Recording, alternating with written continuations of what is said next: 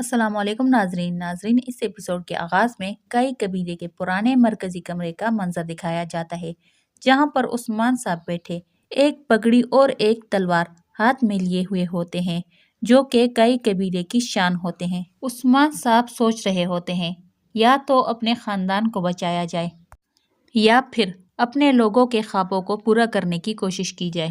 ان دونوں میں سے کوئی ایک فیصلہ کرنا ہوگا۔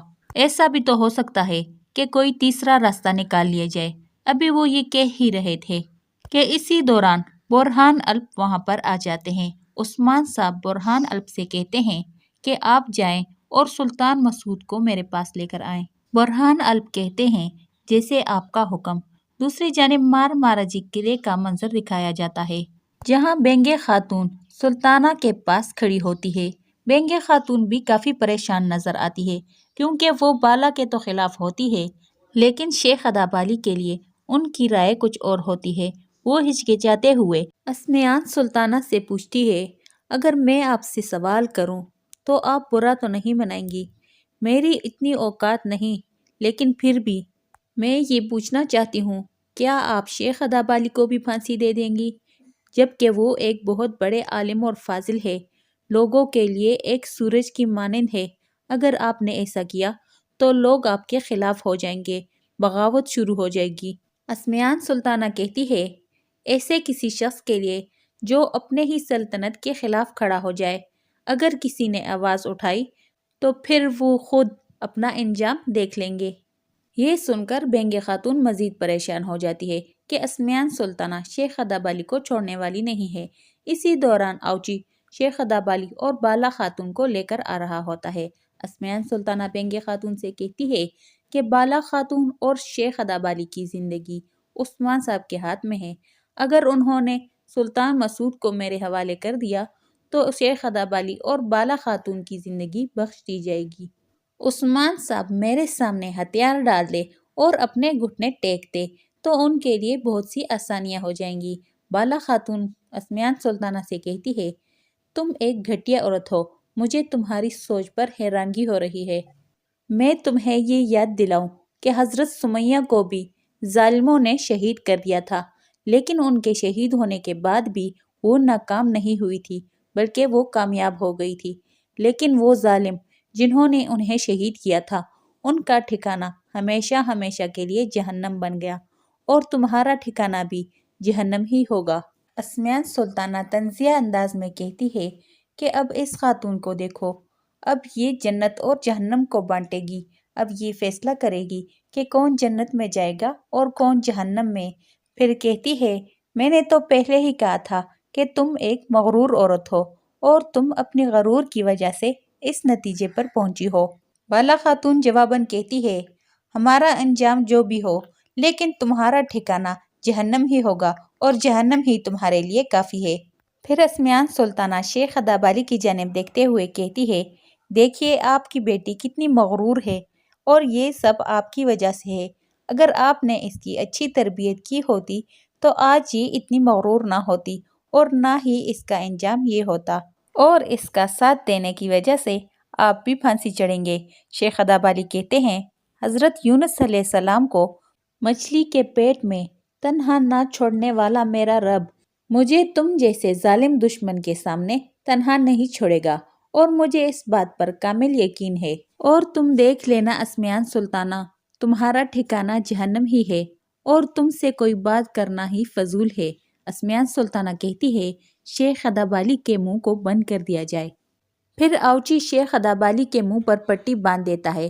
یہ دیکھ کر بینگے خاتون نہایت حیران ہو رہی ہوتی ہے کہ آخر شیخ ادابالی کے ساتھ یہ لوگ کیسا سلوک کر رہے ہیں۔ دوسری جانب سوغوت کے سرائے میں ملہن خاتون سلطان علاء الدین کا انتظار کر رہی ہوتی ہے۔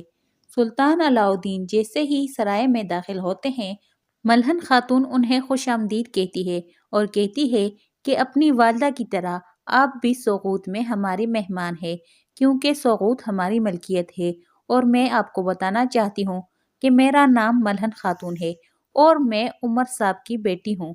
سلطان علاء الدین کہتے ہیں کہ میری والدہ پہلے سے ہی یہاں پر موجود ہے لیکن میرا خیال ہے انہوں نے آپ کو ٹھیک سے سمجھایا نہیں کہ یہ سرزمینیں سلجوقوں کی ملکیت ہے، یعنی کہ میری، اور میں یہاں پر مہمان کی حیثیت نہیں رکھتا بلکہ میں یہاں کا مالک ہوں۔ ملعون خاتون جواباً کہتی ہے، آپ نے بالکل ٹھیک کہا، اگر آپ یہاں کے مالک اور شہنشاہ ہیں تو آپ کے شایع نشان یہاں پر صرف ایک ہی گدی ہے۔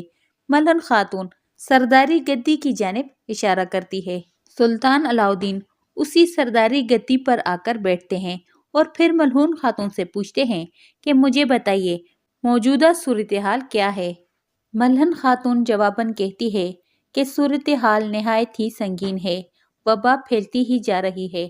سلطان علاء الدین کہتے ہیں کہ یہ وبا اور یہ بیماری روک دی جائے گی، لیکن میں آپ کو بتانا چاہتا ہوں کہ آپ کے شوہر یعنی کہ عثمان غازی، انہوں نے کچھ ایسے کام کیے ہیں جس کی انہیں بہت ہی سنگین سزا مل سکتی ہے، یعنی کہ انہیں پھانسی بھی دی جا سکتی ہے۔ ملعون خاتون جواباً کہتی ہے، میں آپ کو یہ بتانا چاہتی ہوں، اگر میں اپنے شوہر کی حمایت کرتی ہوں تو میں آج تک یہ بات نہیں بھولی کہ میں کس کی بیٹی ہوں اور میں نے اپنے والد کو کون سے الفاظ دیے۔ میرے والد عمر صاحب آپ کے وفادار تھے، لہٰذا میں بھی آپ کی وفادار ہوں۔ پھر ملعون خاتون سغوت کے حوالے سے بات کرتی ہے اور کہتی ہے، یہی وجہ ہے کہ آپ کی والدہ سغوت چھوڑ کر مارماراجک قلعے میں بیٹھی ہوئی ہے۔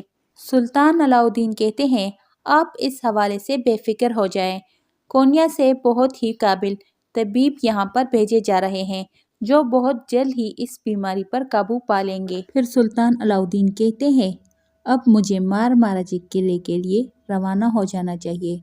ملعون خاتون کہتی ہے، میرے خیال میں آپ کو یہاں پر رک جانا چاہیے، کیونکہ یہ کھانے پینے کی تمام اشیاء اور یہ دعوت ہم نے آپ کے لیے رکھی ہے، اور اگر آپ یہاں رک کر ہمارے ساتھ کھانا نہیں کھائیں گے تو ہم یہی سمجھیں گے کہ آپ کے دل میں ہمارے لیے وہ عزت نہیں ہے اور ہمیں شرمندگی محسوس ہوگی۔